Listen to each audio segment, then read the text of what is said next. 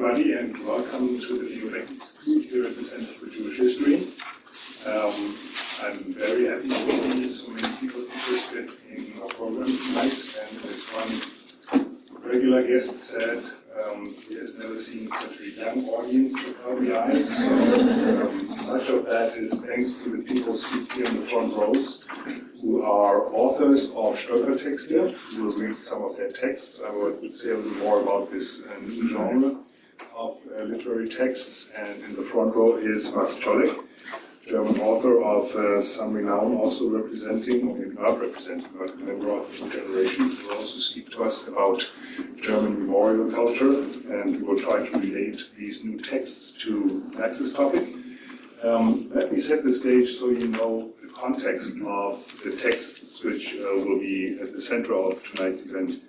You may know, or you may not know, that the LBI archives hold tens of thousands of family collections, about 13,000 family collections, which include the diaries, memoirs, letters, and photographs documenting the lives of German-speaking Jews. And we have come up with this relatively new project we call Stolpertexte, which is, for those of you who are a little bit familiar with the memorial landscape in Germany, an allusion to Stolpersteine, stumbling stones, which are the brass plaques which are set in the pavement in front of houses in which Jews had lived, commemorating their lives there and noting when they were born and when they were deported, and in case it is known when they were murdered during the Holocaust. So like their namesakes, those brass memorial plaques, these texts, the Stolpertexte, are meant to interrupt our daily routines and remind us in the here and now of the lives and hopes of people whose lives are preserved in our archives and whose lives were taken away by the Nazi terror. So the Stolpertexte have been written, a number of Stolpertexte have been written, a few by some leading authors, but also, and this is of particular point of pride for us, by a new generation of literary talent, which is also engaged in this project. So I'm inviting everybody here to meet the students from the German Literature Institute in Leipzig, Germany's premier creative writing program, who will in a moment read from their own Stolpertexte and from a short documentary theater piece, followed, as I said, by remarks by Max Czolek, who hosts the Spring 2024 DRD Chair in Contemporary Poetics at NYU. Welcome. And after that, we will have a discussion among Max Czolek and the authors, and then open it up to Q&A. I'm very happy to point out that this event is co-sponsored by Deutsches Haus at NYU. Welcome, Juliane, who runs the Deutsches Haus. Thank you. I hope you will have an interesting evening. I would invite the students to read their texts and introduce themselves before they read them, so everybody knows whose texts you're listening to. Thank you.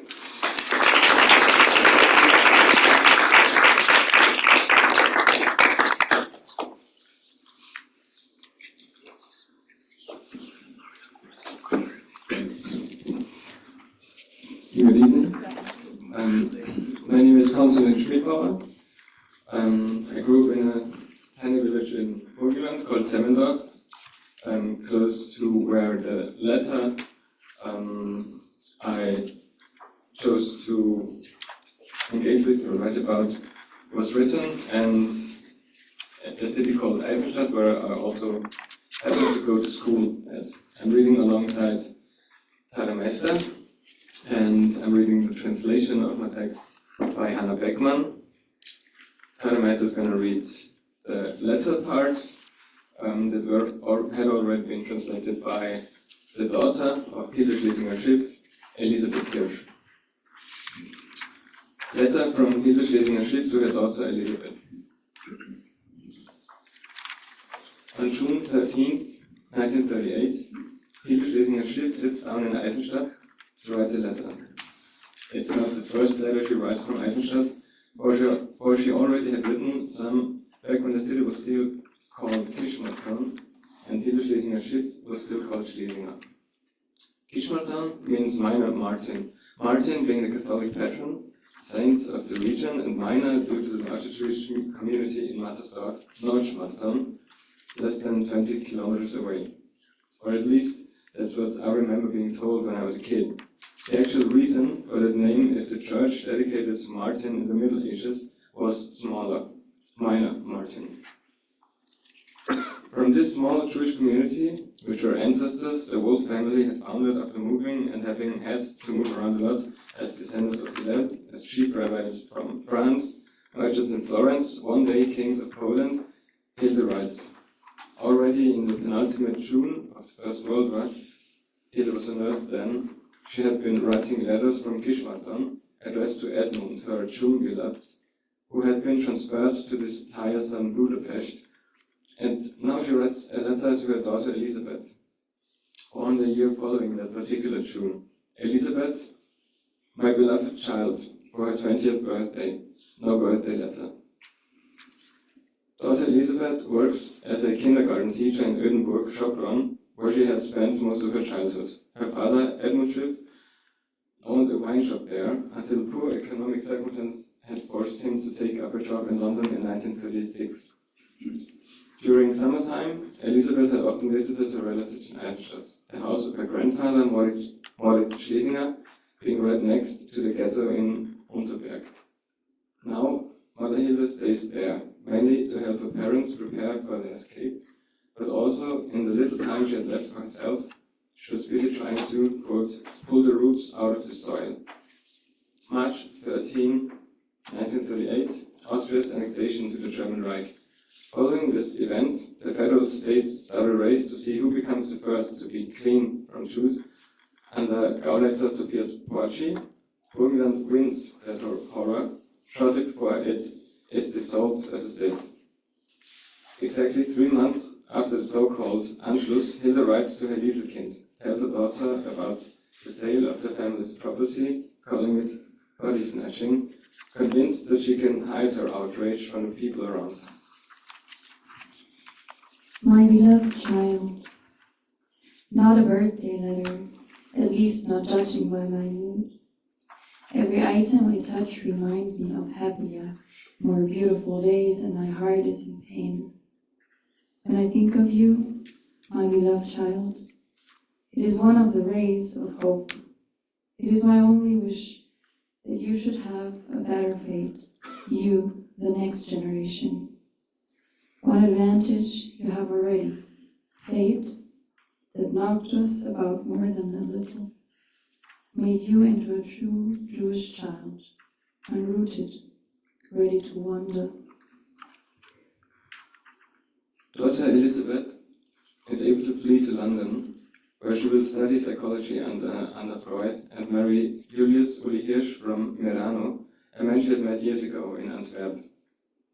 In 1941, after Uli Hirsch is released from 1.5 years of internment in a camp for Austrians and Germans, the couple moves to London. While her husband was interned, Elisabeth had found refuge in the countryside of Wales, where she learned to first break with English.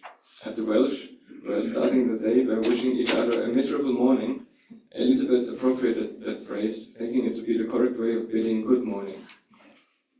After having experienced B-Day in England, the couple was able to emigrate to the US in 1946 due to an intervention with a US senator by Elizabeth's mother-in-law.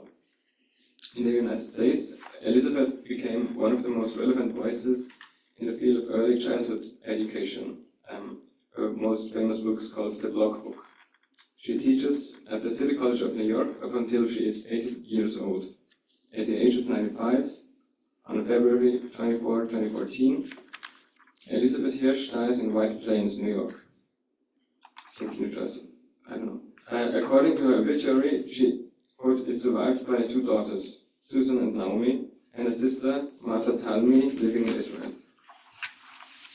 Not like me, who hangs to each piece of soil of this Eisenstadt. And now I'm in the process of pulling the roots out of the soil. This is not a painless matter. The Eisenstadt ghetto, Eisenstadt-Unterberg, had been a completely independent community with their own municipal council up until 1938. Hence was it not only the oldest community in the region of Burgenland, but also the one that stayed autonomous for the longest time. Eisenstadt-Unterberg lies at the foot of the Leiter Mountains, to the west of Esterhazy Palace, outside the old town wall, and to the east of the Barmherzige Brüder Hospital, which is adjoined by the old Jewish cemetery. The chain, meant to block the street before Shabbat to guarantee Sabbath rest, has been preserved to this day. As Hilde was part of the Wolf family, it can be assumed the whole city of Eisenstadt, from Unterberg to the Garden of the Wolves, where the urn mausoleum of the Wolf family is located, to the highest elevation in town, which lies in the northwest of Eisenstadt and is called Beimjuden, felt like home to her. But it was more than geographical circumstances that tied Hilde to the city. During her youth, she was deeply involved with the city's affairs. Up until the age of 26, when she married Edmund Schiff from Deutsche Kreuz for the sake of her father, Hilde was an editor for Eisenstädter Zeitung. The newspaper, published every Sunday, eventually even showed her as publisher and editor in charge. Many years later, in an interview, daughter Elisabeth talks about her Eisenstadt. She recalls a hike with her siblings during a visit after the war. They walked up to the Wolf's Garden, to the tennis court, which next to it had a shack with the necessary utensils and a sandbox. Quote, "So I got all my friends together to dig there, next to the hut, convinced we'd reach Australia if we just kept digging. Well, we never got there." End of quote. Today, the tennis court is impossible to use. The cement, chapped, is covered by needles and the leaves and split fruits of maple trees. From time to time, mountain bikes rush over it. When asked if her mother had ever returned to the city, Elisabeth replies, quote, "My mother never wanted to go back. No, I never want to see it again. It was too much for her." And not to know where to pitch one's tents, where my parental home will be. Initially, Hilde managed to get to Antwerp with her 3 younger children. Daughter Elisabeth, on the other hand, had been able to reach England early on, where after some troubles and waiting, the whole family reunites. Hilde lives together with her husband Edmund until in 1954 he dies. At the age of 90, she writes to her, quote, "Dearly beloved children," and pointing out that the following letter is about the bequest of her apartment in Ramat Gan. She writes, "Neither in regard to form nor matter, she wants to name the written lines her will. For that matter, she wants to use reason instead of law." Hilde ends with, "I'm in great love I am and will remain your Savta," the Hebrew word for grandmother. In the archives of the Lübeck Institute, one can still find the following newspaper clipping from 1985. "Our mother, grandmother, and great-grandmother, Hilda Schiff, has passed away at the age of 93. She donated her body to science. Mata Thalmi and family, Kibbutz Dan, Gabriel Shavit and family, Ramat HaSharon, Lisa Hirsch and family, New York, Eric and Dennis Schiff and families, Manchester." I will now skip the rest of the letter, for it's very long, to the end. For everyone reading, it's on page 28, the English version. On June 13, 1938, Hilde Schlesinger-Schiff sits down in Eisenstadt to write a letter. Perhaps it's going to be the last letter she will write from the city she calls her home. The letter is dated on a Monday, almost 20 years after her beloved child, Elisabeth, was born in Szombathely and into that world. It's a letter for her birthday, and yet it is no birthday letter. Not bohemian stationery, but slips of paper ripped out of a notebook, the height of the letters adapted to the height of its rectangular tiles. The paper, with its pattern, looks like that long line of tiles a computer gives you when it cannot process the input or code. It is 4 pages, filled with words, the last of them saying, with deepest love and kisses, "Your mother." What happens between "my beloved child, no birthday letter," and the kisses of "your mother," between the first words and the last? Here, you learn what's really important in life, it says. The letter, the process of writing it to the daughter is part of this. Sending words, arriving there with them, being present through them. A few sentences earlier, Hilda writes, I will probably talk about these days here for the rest of my life. I hope in peace and quiet. Is this Ich, this I, is a part of herself and a part of this here with her daughter as well, with her beloved child, Elisabeth? Considering Hilda's writing routine, which she had kept up nearly her entire life, it stands to reason that the answer must be yes. And isn't Elisabeth carrying on her mother's urge to share by giving access to the letter? For us who read this letter today, it is sure to say it is a testimony. To us, Elisabeth hands the letter, including the time that had passed. The letter for her 20th birthday becomes a document to remember and remind.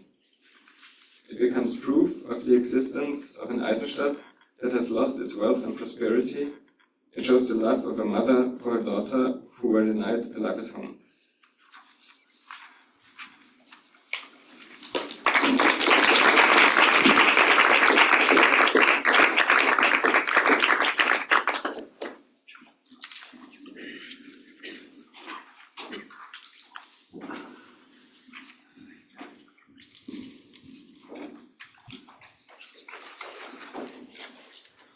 Good evening. My name is Amalia Landicki, and I live in southern Germany, also very close to the village where the person I'm writing about lived.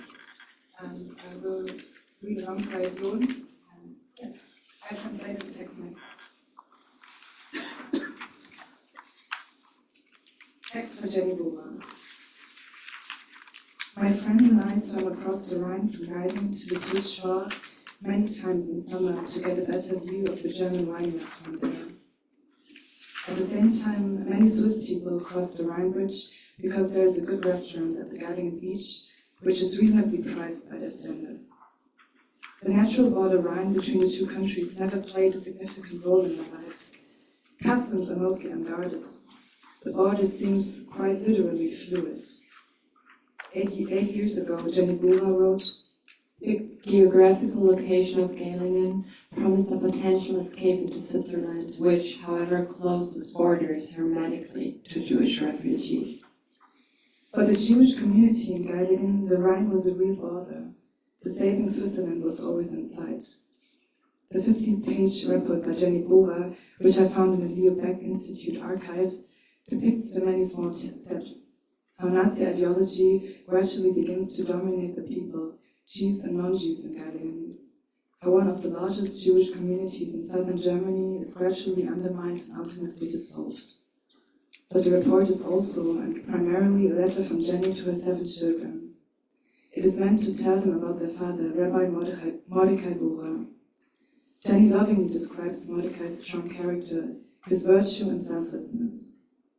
Jenny Bohrer herself fades into the background in her descriptions. Nevertheless, it seems to shine through again and again what a strong woman she must have been to survive this time. Therefore, this text should be about Jenny. Everything I know about Jenny comes from that 50-page report.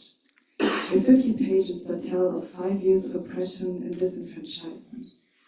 Jenny Bohrer also admitted, How could I, in these brief notes, my dear children, capture everything? They can only be pitiful glimpses, and your imagination will have to fill in much. I also have to shorten again. I have to decide what will be revealed in this even smaller article about Jenny Bohrer. I can only illuminate brief excerpts. What I know, Jenny Bohrer was a Rebbetzin, a housewife, a mother. She valued and loved her husband, Rabbi Mordecai Bohrer, above all. She was also very religious, never losing faith and hope until the end. Due to the proximity to Switzerland, many Jews came to Geldingen, whom the Bohrer family helped to escape at the risk of their lives. Jenny never doubted her responsibility for the persecuted, even though she knew that the family's life was at stake. While the repressions against Jews in Germany became increasingly far-reaching, she also suffered a miscarriage. Another child, Hannele, she lost to illness.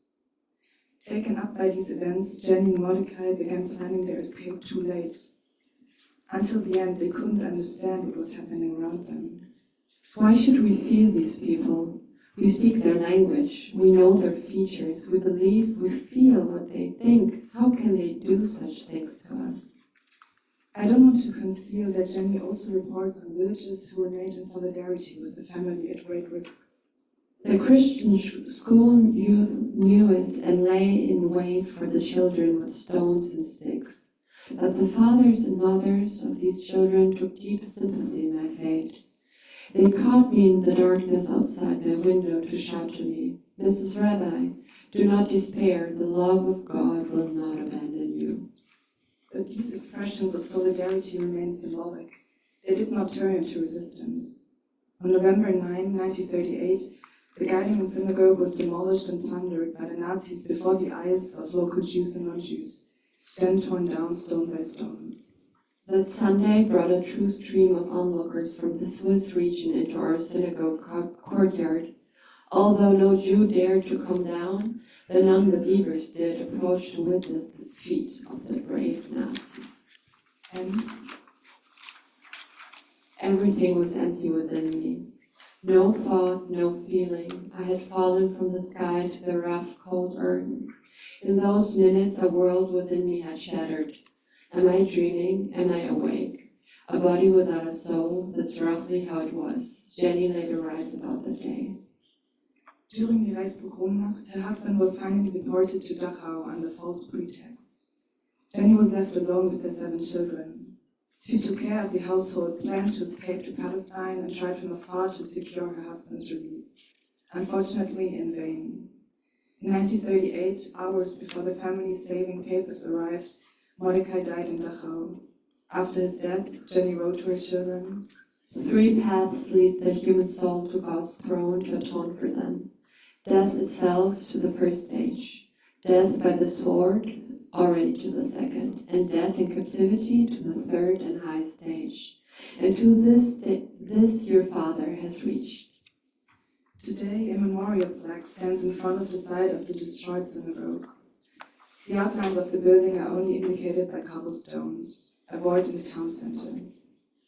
My personal impression is that the people in the area don't talk much about Geilingen's Jewish past.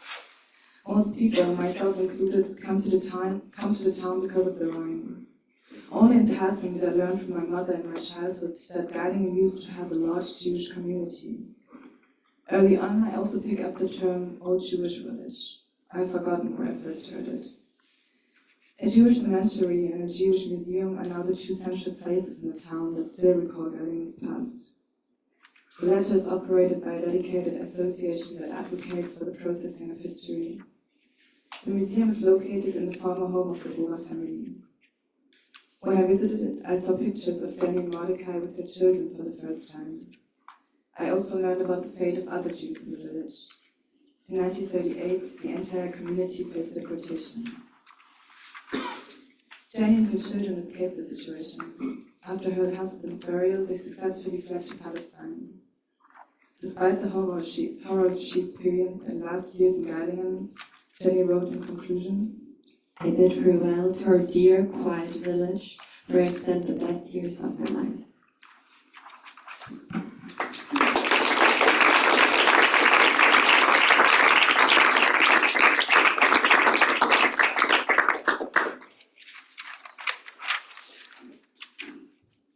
Hi, so I'm Yoji Tia. We weren't part, Hannah and I weren't part of the Stolpertexte program. However, last semester we collectively wrote a documentary play within a seminar led by the Ukrainian theater director Marina Schubat about the stories of the inmates at the concentration camp in Ravensbrück. The play's baseline was the story of Frida Shalireva's mother, Nina, who was deported to the concentration camp to Ravensbrück in 1944 for being a communist and Slavic woman. The play's name, Liste 480, which translates to List 480, signified the list of inmates who were supposedly sent to the Schonungslager Mittweida, which didn't exist, however was a code name for the gas chamber at Ravensbrück. On the list, Lida's mother's name was found, and that is the only testament Lida had for what happened to her mother. The existence of the gas chamber was never admitted by the wardens, and neither admitted by the wardens nor the camp commanders of Ravensbrück. The only reason we know of it, or rather have documentation of it, is because the inmates smuggled it out and testified to it during the Nuremberg trials. Hannah and I focused on these very wardens, mostly on Dorothea Binz and Margarete Mewes. Dorothea Binz was known to be the beast of Ravensbrück, very famous for being sadist and vicious. She came to Ravensbrück at only 19 years old. Mewes, however, was described more shy and held back. She was very interesting. She had manipulated inmates who were high ranked by treating them better than Binz did, and that's how her testimony got reduced, because they of course spoke better of her, and Mewes was one of the only few people who weren't sentenced to death. About herself, she says, "I was not free. I lived like all prisoners under the same constraints. I'm not to blame. As a stupid, insignificant person, I cannot be held responsible for the crimes of the SS, whom I regarded with complete indifference and hatred." Until the very end, there was no hint or remorse or an admission of guilt by any of the wardens. For the scene we will read to you in a second, our colleague Jona Rausch worked with different sources and source materials, which mainly consisted of the interrogation protocol and witness statements concerning Fritz Wurn, who was the commander of the concentration camp Ravensbrück. In general, the protocols of the Nuremberg trials made up most of our source material. However, we also worked with official documents used for the recruitment of female camp wardens or poetry written by inmates of the camp. It was very important to us to not only depict the crimes that were committed by Germans, but also give space to the victims and tell their stories. The scene we chose to present focuses on the resistance of the inmates and was translated for you by our colleague Amelie. Now we would read the scene. Not yet. 1 second. All right. In the grass that dies from the sun, that turns yellow, we stand, On fields, the heat burning our skin. cement and concrete and stone. And the lake. Doesn't it shine beautifully? Doesn't it glisten beautifully? You can bathe there now. This is the concentration camp Ravensbrück. Right by the lake, surrounded by forest, a quarter-hour away from Uckermark. We wrote poems. We exchanged prisoner numbers. If we won't make it, then those on whom the human experiments were carried out. Because they are the ones who have seen the most. We knew in the end they would destroy us all. But we found ways. Medicine bottles. Our solidarity with the female prisoners of war. They didn't expect us burying letters. We would bury letters during work outside the concentration camp between Uckermark and here. We wrote letters with our urine so that you could only read it. When someone smoothed the pages with hot iron. They didn't find out. We smuggled that information. To the BBC, the Red Cross, the Vatican. We buried poems. So that our voices could be found again. We hid illegal documents in a medicine bottle. The prisoners of war that we met in the woods buried them for us. We photographed our legs disfigured by human experiments and hid the film reel. We built our gas chamber slowly. As slow as we could. We who were subjected to human experiments escaped death. Because Soviet prisoners of war Caused a power outage during roll call, and we used the chance and hid at the typhus ward, where the overseers didn't dare to enter. in holes and barrels. in barracks where others waited for the next transport. We exchanged prisoner numbers. We allowed ourselves to be rescued because we had seen the most. Lived the longest. They wanted to research the long-term effects of their torture. And we turned ourselves into witnesses. Written by Jona Rausch.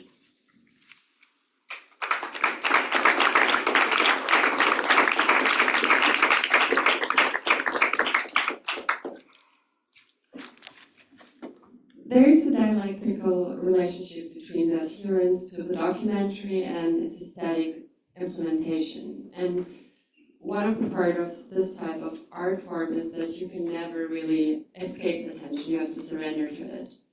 The German theater director Peter Weiss says, documentary theater abstains from invention, it adopts authentic material and presents it unchanged in content, but edited in form for the stage. So the strength of the documentary theater lies in its ability to assemble a usable pattern, a model of current events from the fragments of reality. It is not at the center of the event, but takes the position of the observer and analyzer. Literary editing can be seen as an instrument to impart knowledge. Documentary theater or documentary literature means finding stories in the mass of information archives contain. It means connecting the dots between different documents, searching for causality instead of creating it. As an author of documentary forms of literature, you constantly have to train your imagination, using it mainly to fill the holes that historical documentation left. Projections of how we imagine the people we write about have felt or acted would always be insufficient to portray reality. Therefore, it can be said that in documentary forms of creative work, literary editing is supposed to enable an emotional access to facts by concentrating on specific details that vanish in the generality of factual information. In our play, for example, we use details such as the fact that the guards of Ravensbrück appeared in court wearing stolen coats of the imprisoned and murdered woman and doing crossword puzzles before the judges came in. Thank you.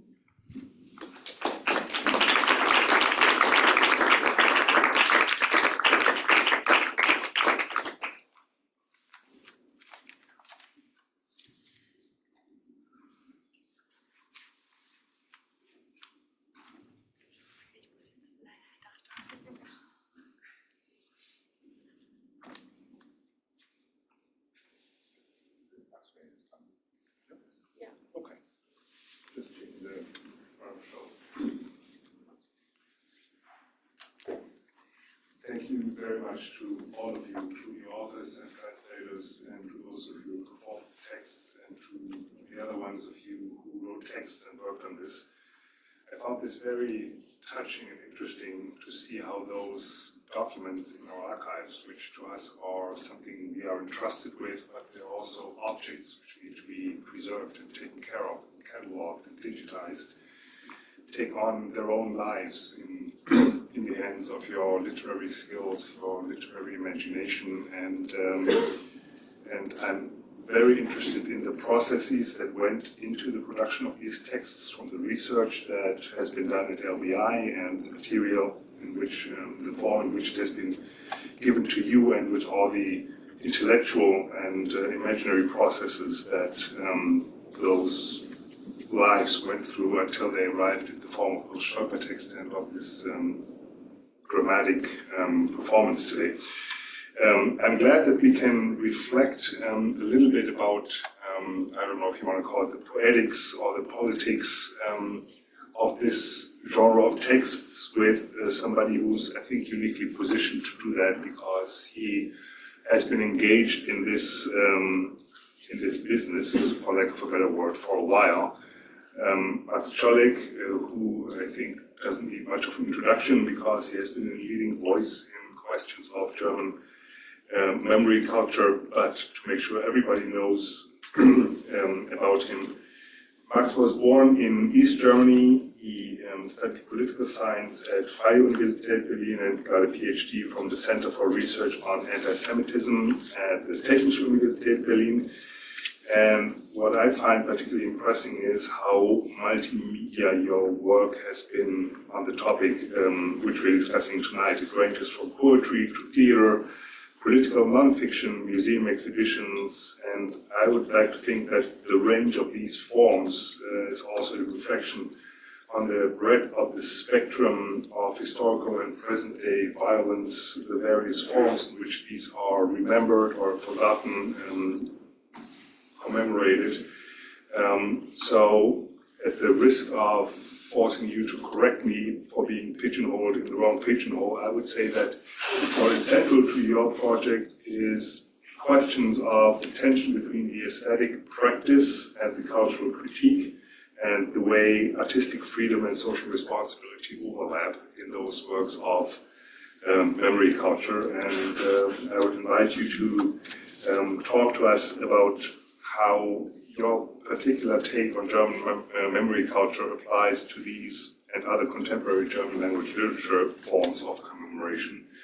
After that, we would have a brief discussion between you and the authors, and then open up as a Q&A to the audience. Thank you very much.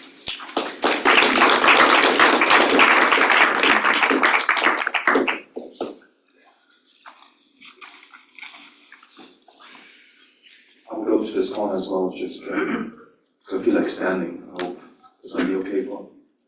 Yeah, I guess everybody's going to see me. Thank you so much for reading the texts. It has been different than reading them myself. It's an honor to be here tonight. It's great to have colleagues from the DLL coming to New York also. And I would like to kind of just add a few thoughts, not necessarily on the text, rather on the moment we're in right now. As you know, there's been a great deal of talking and thinking and fighting going on about the question of how to commemorate by using literature. It's something that in Germany at least has been discussed. Probably seminal would be an essay by Theodor Adorno from 1953, I guess, where he raises the question of how is it possible to write poetry, prose, I would add, after Auschwitz. But there has already been a great deal of misconception and discussion about what he actually meant. I would argue, my take on Adorno would be to say, after 45, it's really difficult to write a text that wouldn't also speak of Auschwitz. And today in the seminar, which I'm giving at NYU right now, we're talking about the old Brechtian saying about what times are these we live in, where, talking about trees is already a crime because it means being silent about so many things. And then one of the participants of the seminar said something that I've been thinking about for a long time as well, which is, isn't the trees themselves connected to the destruction and the annihilation of Jews and other minorities in Germany? And sure they are. Buchenwald, Birkenau, this is all names that are connected to trees. So talking about trees really doesn't mean staying silent, but rather to you have to ignore all those historical references if you want to keep on talking only about trees. So that'll be a post-45 thing. I've been working on this for a while, and my poetry especially. I don't want to talk about this today. What I want to talk about today is rather a question that we are closing into right now, which is really a paradigm shift, a watershed, which is the dying of the Zeitzeugen, of the time witnesses, or contemporary witnesses, something like that. Because in a way, we started to think about what this actually means for our memory culture in Germany, but in general also what it means for commemorating the Shoah. I think one of the reasons that we see all those projects focusing on the archives coming up right now is because time witnesses are dying. So we don't have, there's no living people anymore, so you need to find other ways of expression. So this, I think, is part of the joint effort to try to think about the next stage of memory culture after the living witnesses have passed away. Now, I feel like there's some challenges, maybe also problems connected to this work with the archive. And I would like to focus on that a bit today, because I feel like that's something we'll have to think about if we start using the archive as primary source. And something was already said now on the panel, which is the question of imagination. It also came up during the reading, the question of how are we going to talk about the things we don't know. And obviously there's a lot of things we don't know consulting the archive, not last the things that have reached the archive, right? There's a lot of things we don't know because they're not in the archive, a lot of things we don't know because they weren't told by the people who were talking about this. And this, as you may know by experience, or you may know by tradition, or by what people have told you, is sometimes the very essence of the horror we want to talk about, because language is lost on us trying to find words for it, or even trauma prevents us from talking about the horrors. So in a way, the very essence of what Shoah means may be pushed away by the way archives are being structured, and by the way people are kind of, motivated to talk about this. So I guess there's a lot of things that we'll have to kind of think about when we engage. And I would argue that literature may be one of the central places to actually work through that problem, or through those challenges. Literature being also be it, all literary forms that we have.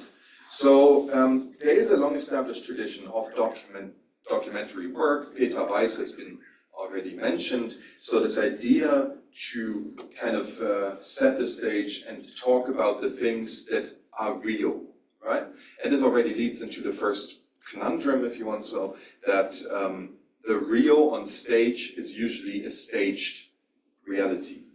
There's no other way around it. Everything that's authentic on stage is being produced as authentic. So there's no real authenticity, and I think this is some of the misconceptions when we're talking about art, especially in Germany today, but as far as I understand, it's similar in the US, which is this fetish of authenticity, which kind of comes into play here, not quite the same as the next stage after the passing away of the time witnesses, but taking place at the same time. This idea that a person tells its own life story, the real life story, and this is going to be somehow more real than the plays we write, the fiction we would invent, those kind of things. So there's something of the authentic being positioned in the center of art, and that may connect to the documentary method in a way. So it makes it more attractive, even more attractive than just because of this new phase that we are just facing right now. But also, I would say there's something of a paradigm of the archive. The archive kind of implies a certain idea of what is real and how to work through the things that happen. And this is, of course, a positivistic idea of what has happened. Because positivism means basically what is there you can talk about, what isn't there you can't. So there's almost like, if you make this the foundation of your art, inventing is going to become very difficult because it's always going to be lying in a way. So once you're moving within the framework of archive, you're moving in the framework of truth and lie. And that, I think, is at least very restrictive on what art does do, which is not really, like, lying in art is being called fiction, right? So there's something that I feel kind of may even be a bit of a difficulty once the archive becomes art, once institutions think that art's going to be a proper place to stage its own archives, that kind of leads to that problem of restricting what art is, or putting it into a framework, into an epistemic order, which may not be the one that art produces. So that'd be one side. But I think there's a second one, and this I find most interesting, and that's that the archive doesn't really talk about, and doesn't even allow us to talk about the things that didn't happen. And that, I think, is something that we haven't really started to kind of discover or to dive into, and I think is something that within a German context and a critique of memory culture, which I think becomes imminent with a Völkisch Party being at 20%, like asking the question of what have we overlooked, what didn't work, that we have the AfD at 20%.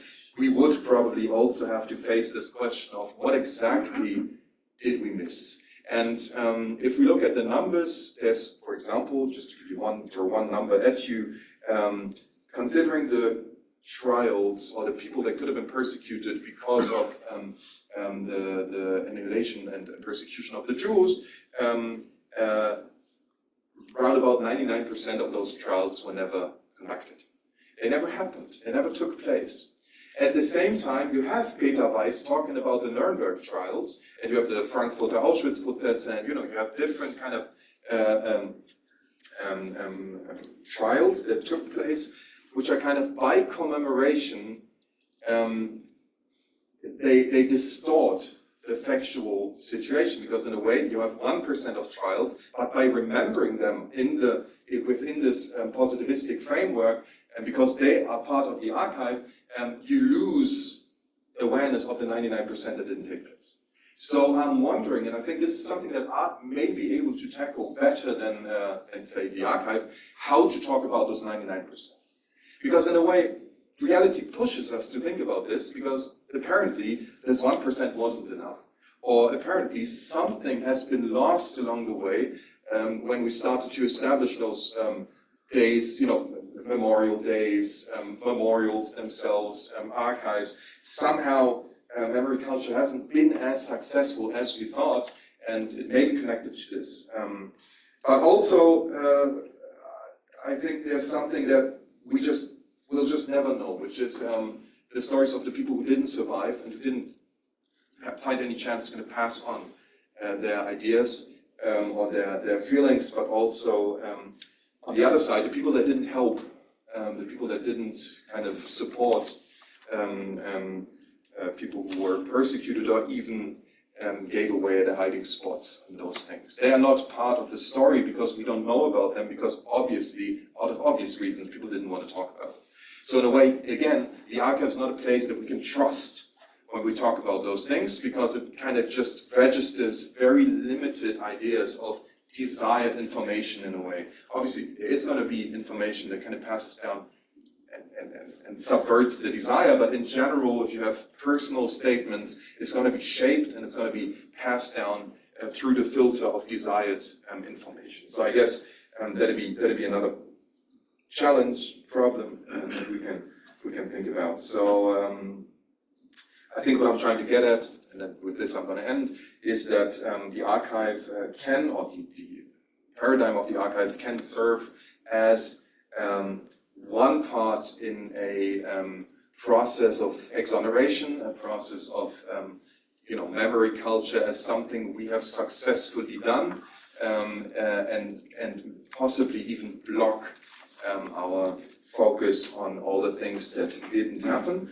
And it feels to me that obviously art can play all roles. There's nothing good in art by itself, but art may be able to talk about, by its own capacity of fiction, and the things, and talking about feelings and talking about things that kind of are left when stuff doesn't happen. It feels like art is able to talk about the void, or talk about the absence, things that a positivistic language cannot really grasp. So I feel art may have the potential to talk about those things, and for that I would propose something of a post-documentary approach, something that kind of takes us beyond the archive, obviously going through it. I don't want to say, throw them away, but rather to say, let's think about all those things that haven't been marked by documents and by witnesses and by all those elements that make up an archive. Thank you very much, and look forward.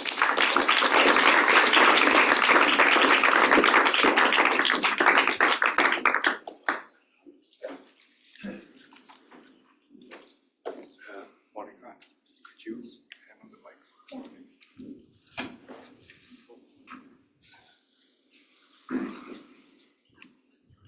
Thank you so much. Yeah, just take it. Oh, yeah. Thank you very much. How many more do we need? I think no.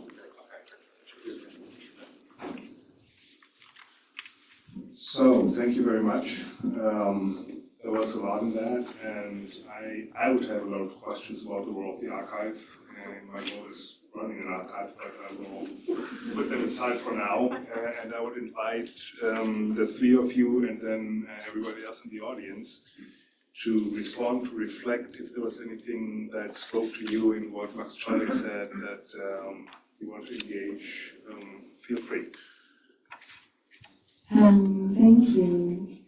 Yes, I think I would like to start with the fact that when we all started working on the Stolpertexte, the first thing, of course, was to find pieces in the archive and flakes of biographies that we would then work with for our Staatstext. And I think for a lot of people, the situation was that they would remember an anecdote or a name, or were told names by the grandparents of families that we then looked up but couldn't find.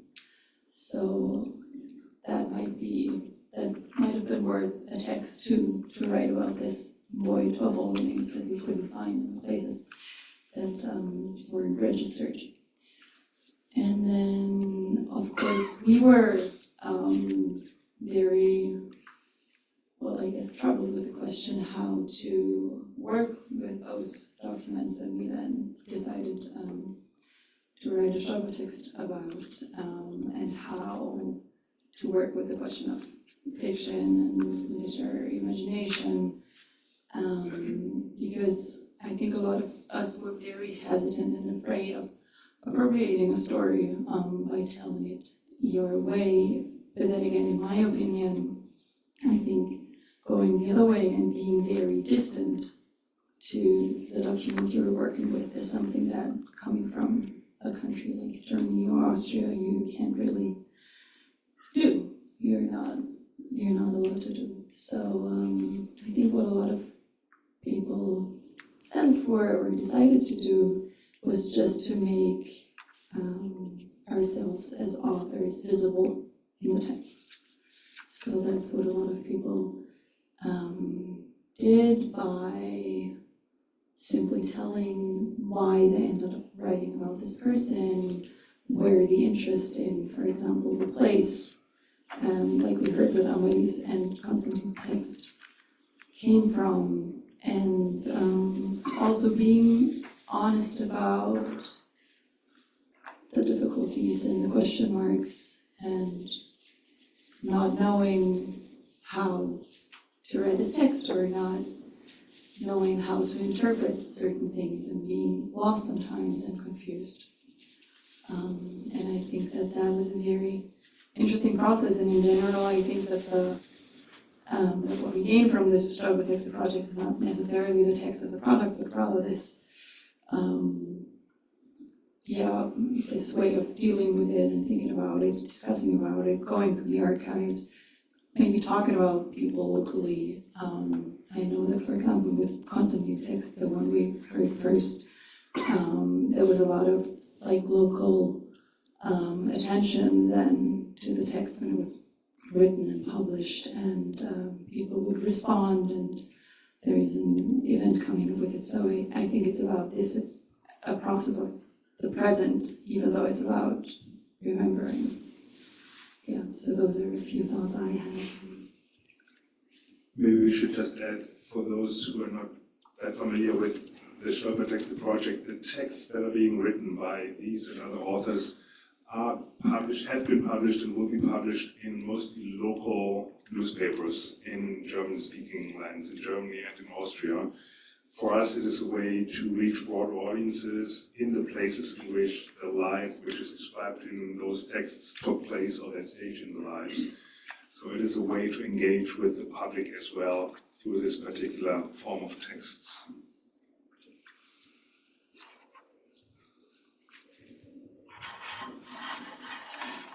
Yeah, I think I mostly can only add to that, or my own experience to that, that it was not easy for me, because I knew what I didn't want to write about, and mostly did not know how to write about what I want to write about, and it's troubled, but you also cannot put this, or I wouldn't want to put this troublesome in the focus on the text, because the text is not about me, it shouldn't be about me, and yeah, it's really strange, and it was tough to find a poetic, or how to find a voice for people who didn't have the voice. Yeah, and not talking about it, I think Max said it, would even be more fun than, yeah, I don't know, trying maybe. Yeah, and I think also about what we heard before of this concrete material that can be trusted or can be considered a truth. I think it was very tempting for a lot of us to quote a lot, to work with quotes in the text, but then again, that means that we exclude all the people that can't be quoted, and that we already going through the archive and choosing documents select by quotability, if that's what you could call it. So yeah, it's again about those empty spaces that you were talking about. I mean, for us it was different because the documentary theater was based on the story of Frida Shikeva, who Maria knew. She's a woman who lives in Ukraine still and didn't want to move because she still waits for the return of her mother.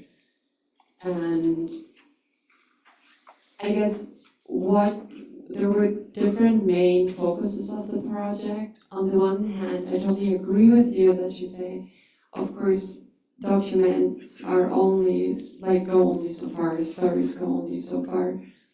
However, it doesn't mean that those stories aren't worth talking about. And I suppose that for me it was super important to find the balance. Like I said before, I was focused very much on Margarete Medes. She was very intriguing to me because she did exactly what I hate about most of memory culture in Germany, which is the externalization of evil. And it's like imagining these Nazi characters as something like they're all evil, they hate their children, they're horrible to everyone. But they weren't. The majority were people who carried that within them, who could have done something. I mean, clearly we had the people in Ravensbrück who were resistant under incredible circumstances, and for us it was also very important to see how the culpability of Germans had a lot to do with being practical, with like not caring essentially, and not just compulsion and having to do anything. And I thought that during just through all the documents, how much, for example, in the recruitment letters, it was emphasized the benefits of becoming, for example, a warden of the camp. We could, to a certain extent, portray that. I would like to ask the question to those, particularly who wrote Stoiber texts based on our archival material.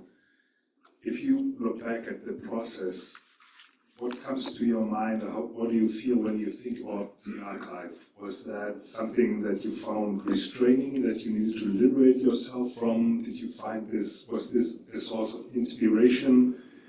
Was it limiting, constraining, inspiring? What would be your response to that? Or would you, as a result, argue, like Max did, for an approach that transcends, maybe builds on, but transcends the archive as the repository of knowledge and maybe the basis for an artistic way to approach these lives?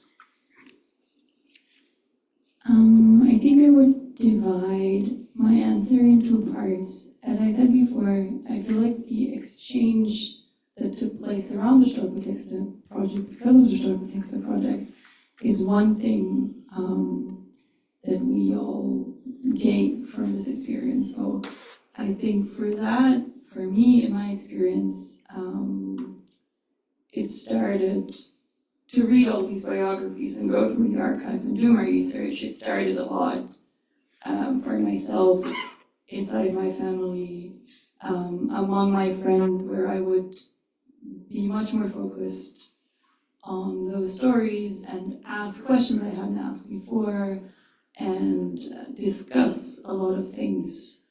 And that was very important to me and very valuable, I think. And then after that, in order to really work on the Stoiber text, it needed I think it was necessary to take a different angle in a way that I wanted this text somehow to be about the present, even though it was about remembering. I wanted it to be about the question, how do we remember, how do we retell these stories, and as Max Scholle said before, what are the new forms of telling the stories now that the last sites are going to die? So I think, it took a different take on the whole thing to actually be able to work.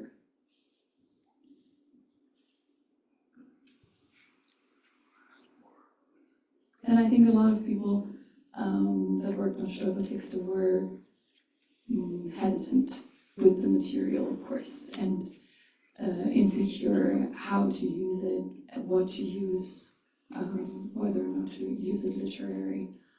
But it's about the discourse, I think. Just listening to y'all, I've never done this, and it really makes, I got great respect for an attempt to kind of write about those stories without, with all the things we know now, with the present that's kind of pressing down on us, all the things you kind of know that's going on at the same time. So talking about, is also if you start to tell one story and you don't tell another story, this is not only about victim stories that have been kind of hierarchized, but also about stories of perpetrators, which you're not telling at the same time. So you could also take the same story and just kind of, I don't know, the story from the Rhine, for example, and just turn it around talking about the people who didn't do anything, who didn't kind of stay quiet. That'd be a different story. That'd be a story that may not have been told in the archives, because those people would have not given, an interview on how they stayed silent. Because there's so many psychological elements that kind of move in between you taking responsibility or feeling guilty for something that happened. And in a way, the way memory culture in Germany has been working is also kind of putting this on a public level in order to relieve the individual level. And we know this by sociological research now that the intensification of German memory culture goes along with forgetting in German families. So there's one or two more generations, and there's never going to have been any Nazis in German families in a way, if you extrapolate that development. So there is something weirdly problematic, or you could also say complicit, in working through those things and kind of reiterating this process of exoneration by saying, look, aren't we doing great things about the past? So there's something deeply disturbing also for myself in this process, because it's being turned around in your own very mouths or in the pen you use. And I don't know what it means, I just feel like it's something that we have to kind of take on our shoulders and think about, because if memory culture is going to, the good parts of memory culture are going to continue, it's just because we reinvented. It's not going to be because we take something that is already there and it's working well. It's not, and this I think is something that I hope we're going to engage in the next years. Something.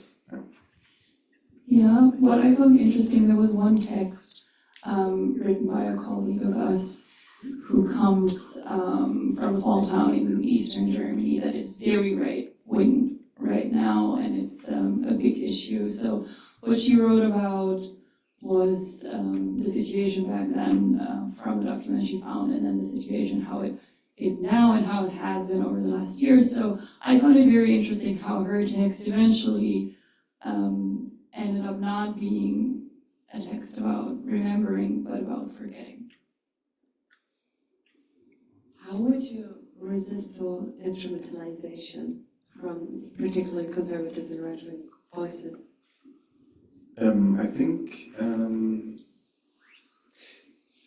I think for me, or for us, when we developed this idea of de-integration, Gorky Theater, it was not so much, it was rather about not focusing on those parts of society anymore. It felt like, I think Toni Morrison once said, the very function of racism is distraction, and as long as you keep, like you're being focused on the instrumentalization of your own work, you don't get around doing your own work because you're always trying to work up against something. And simple dialectics, as long as you work up against something, it's still there, very much. So in a way, it felt like de-integration would mean to start addressing a different audience, to start just kind of take a leap and say, we're going to talk to de-integrated Jews, to a post-migrant society, to something else that is here, and hoped that this may create some kind of new framework for what we wanted to talk about. So I guess ignoring the Germans would have been, one way to phrase it. It didn't work to a certain degree. It was fun, and I think that, I guess, if we do art, at least for me, it's what gets me going. Is if I feel like there's good stuff happening, I got new ideas. There's like the heaviness of the topic is kind of being combined with some kind of spirit and energy, and that I think worked for us when we did that work. Thank you. The floor is open to questions and comments, both to Max Czolek, the authors, other authors in the front rows. A question. Most of the recording can hear you. Okay. A question for the authors. When you were reading about the biographies, letters, reports of these people, did they begin rising maybe out of the shadow of just being victims, and did you start seeing them as actual people who had hopes and dreams and maybe futures that were cut short, but not just a caricature of the victim?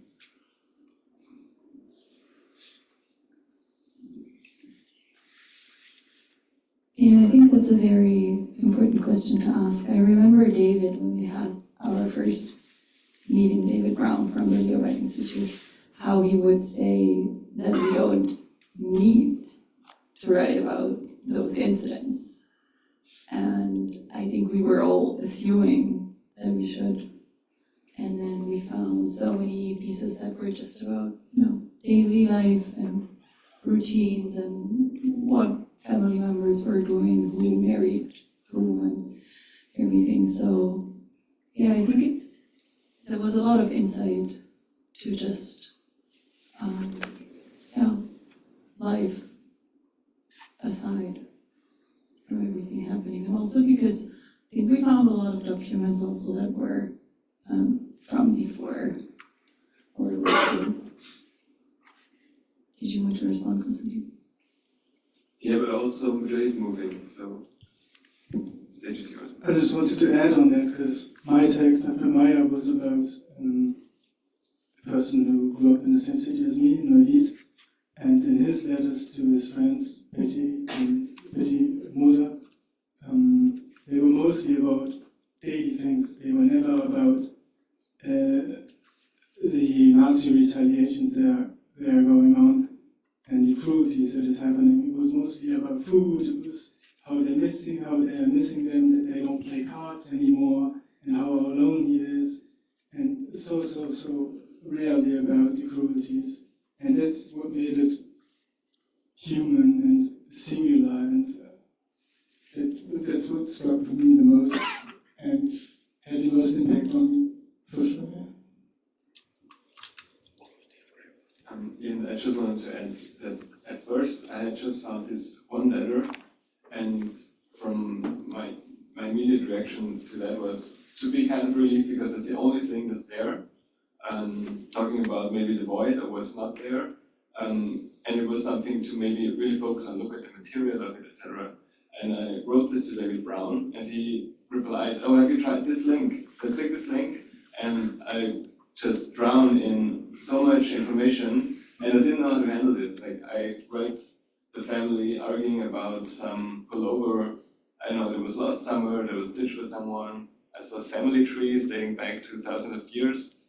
I mean, thousands, maybe there was 2,000 years is what it comes to draw back on, and then it was very restraining all of a sudden, and it was hard to kind of move with all that information. Actually, I think it's the information. I think the information itself just lies there, and what do you connect with what can be said? And I think my text is actually just maybe just too much information. Now that I look at it.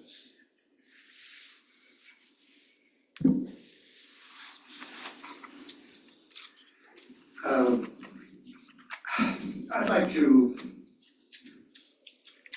make a bit of a defense of the archive.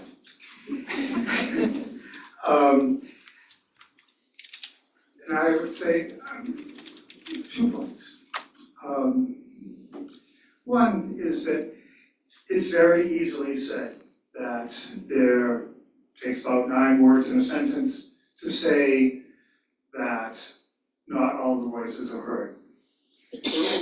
Much harder is to realize, and perhaps some of you have realized, that what the archive has are voices and writing that most people have never seen. And this is especially true in this building. I'm not here as a propaganda minister, but it's especially true here. It's true in the Leo Baeck Institute. It's even more true in YIVO, where you have all these first-person documents. Most of them are written in Yiddish. Most have never even been looked at by anyone, forget published. One of the things that's so wonderful about this initiative that you're doing is that you're publishing some of these words and shaping them. There's no getting out of shaping. Whether you're a historian or an artist, that's at the center of it. So I would just say, as sort of the defense, at least wall number 1 of the defense, that the shaping is part of it, and it's not a thing to be ashamed of, it's a thing to work on. The second is that I've been working in archives for 30 years. One of the things that archives do, and you've certainly felt this, is that they draw you in. When I see, for example, from Jenny Borer, and it was more beautifully read than I can read it earlier, but when I see a quote like, "The Christian school youth knew it and lay in wait for the children with stones and sticks. But the fathers and the mothers of these children took deep sympathy in my fate." When you read that, a world should open up. That world is a world that if you just walk around in your 2024 contemporary lives, you would not otherwise understand. And this is that in Geilingen in the 1930s, it was the young kids who were especially mean, generally speaking.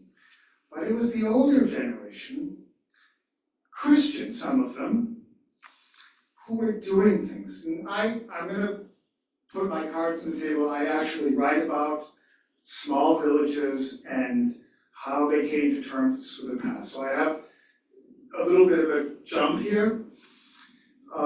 But it is in fact true. I don't work in Geilingen. It was the first such Judendorf I ever went to. So it has a place in my heart. But it is true that in these villages, it was often the older people and often the Christian people who helped. And one of the great things about these archivists is they draw you into a place that you would not have imagined, neither as a historian reading, big history texts, nor as an artist doing your thing, that might have been the truth of this village and for this person at that time. So my little plaidoyer, archives are also your friends.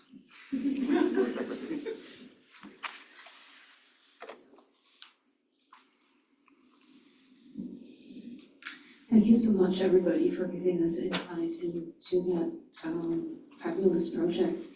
I have 2 questions. You mentioned the collaboration with the newspapers and how the texts, I assume all of them, but that's part of my question, were all of the texts published in local newspapers, what was the collaboration like? Were they edited, were they not edited, and how did readers respond, if you know, in terms of people responding mit Leserbriefen or like this hate mail, I don't know, who knows. And a more personal question, I assume all of you or most of you were at least partially socialized in Germany and learned about the Holocaust and the Third Reich in schools. How did your experience with these archival texts and your own writing, how did that contradict to, or how did it negotiate your own education in Germany? And also perhaps how you've perceived after leaving school, how these historical questions are negotiated in German media and in the public. So with the Gedächtnistheater or the memory culture, so how has your experience with the text and your own writing made a difference in terms of your past education, so to speak? Konstantin, would you want to respond to the first question? What is there any other things? I can answer to how it's been published, worked out.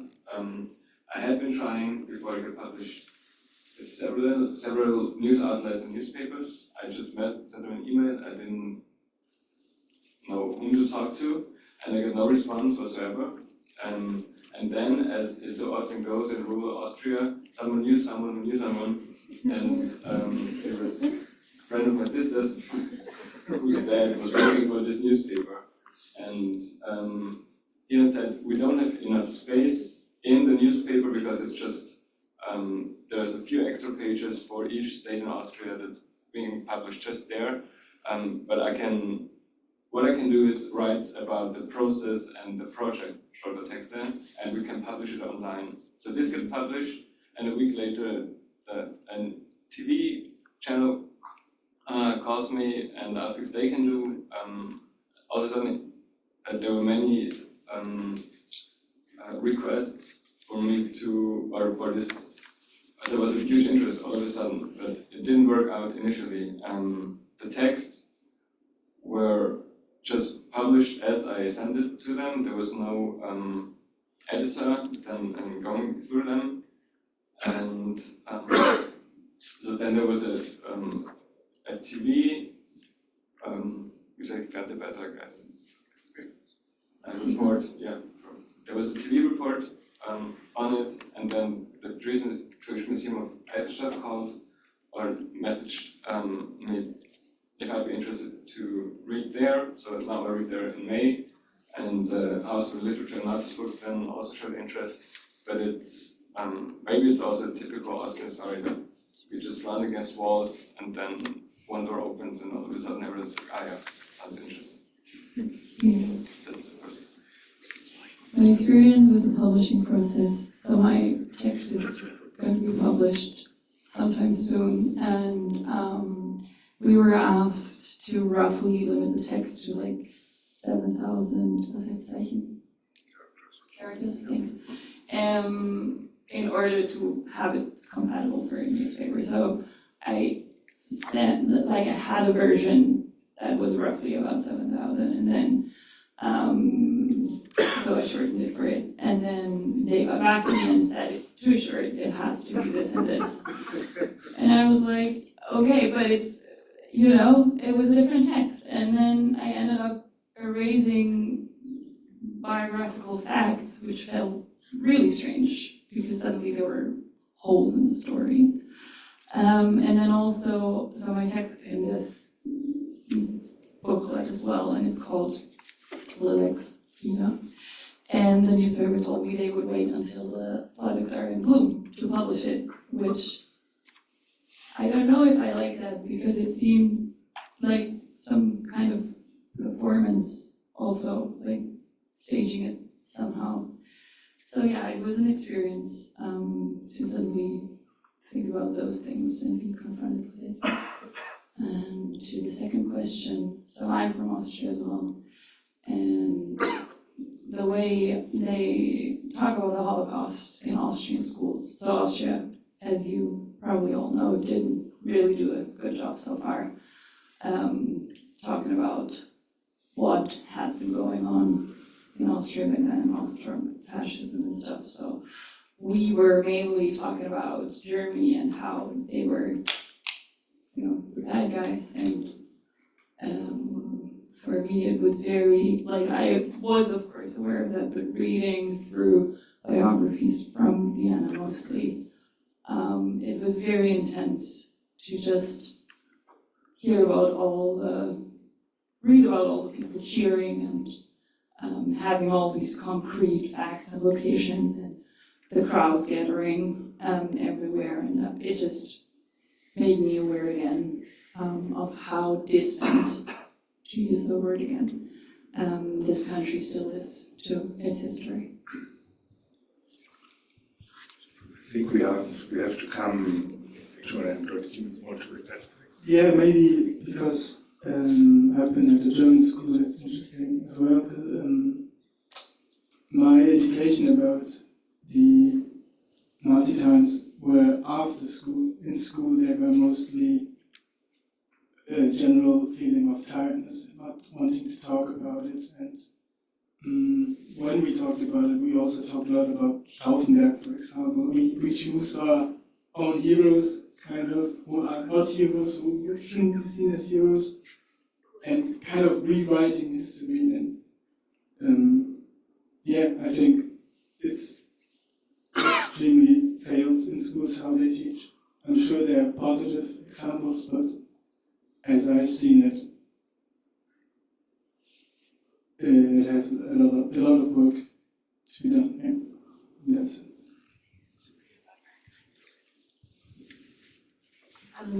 I just wanted to say one thing about archives, and neither in defense or pro them. I was thinking about how I'm very obsessed with documents because there are none in my family. We're not Jewish, we're refugees, but different country, different religion.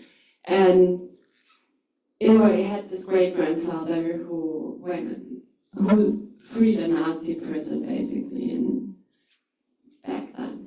And I always knew the story. We were told the story every day. Like my mom preached it to us. It was very important. My parents were Marxists and anti-fascists. So to them raising us on the idea of doing the right thing was very important. And even though my mother's family grew up poor because of it, because the Nazis destroyed the house and he was murdered and all these things happened until recently. When I watched a movie that was made about it, it's a really old movie, I never realized that it actually happened.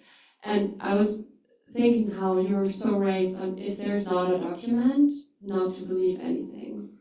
And I think the archive can do its part to deconstruct that thought, but it can also manifest it. So maybe not a criticism of the archive, but maybe its possibilities. Thank you. Do you want to have a famous last word? Maybe just as a summary or a last thought, I think it also a bit comes down to the question of what is art for, right? Why do we do it? Do we do it to kind of just do the historian's work in a different way? Or do we do it because we think art has its own capacity that goes in a different way? I would argue, but this is very personal, everybody has its own answer to this, that for me art should be something that destabilizes things I thought were clear and were like the position I thought I had, moral superiority I thought I knew, that kind of thing. And also talking about humanity, I've been doing an exhibition on the history of Jewish revenge. This is a story that hasn't really been picked up because it kind of questions this idea of the good Jewish victim, because once you start talking about revenge fantasies, it's going to be a different story. But I feel like telling the story of Jewish humanity, or reclaiming Jewish humanity in the face of victimization, destruction, and all those things, also means facing this abyss that has opened up. And I guess this is also true if we talk about the side of the perpetrators, which I feel like is kind of hiding behind the story of the victim sometimes. So there is this demand for victim stories because you need a human face to the people who are persecuted. I get this, but it may also be used to not talk about the people who did that. And this, I think, is just contradictions, tensions, things that we work in all the time that I feel we'll never get done with. So, yeah, thanks for that moment. Thank you very much. I want to thank everybody who was involved in this, and I have to correct an oversight. I should have mentioned right at the beginning David Brown, LBI's Director of Public History, who's really the person who has been driving this project, has been the liaison for all of you, and has been working with you in the past on this program. He cannot be here tonight, but this is really his brainchild, as much as anybody else's, with the exception of the authors, of course, who have taken the material that LBI has provided you and shaped them, and did beautiful and touching, moving things with it. So thank you all. Thank you, Max Czolek. Thank you, everybody, for coming, for your great questions, and have a good evening, and come back to LBI and to the certification.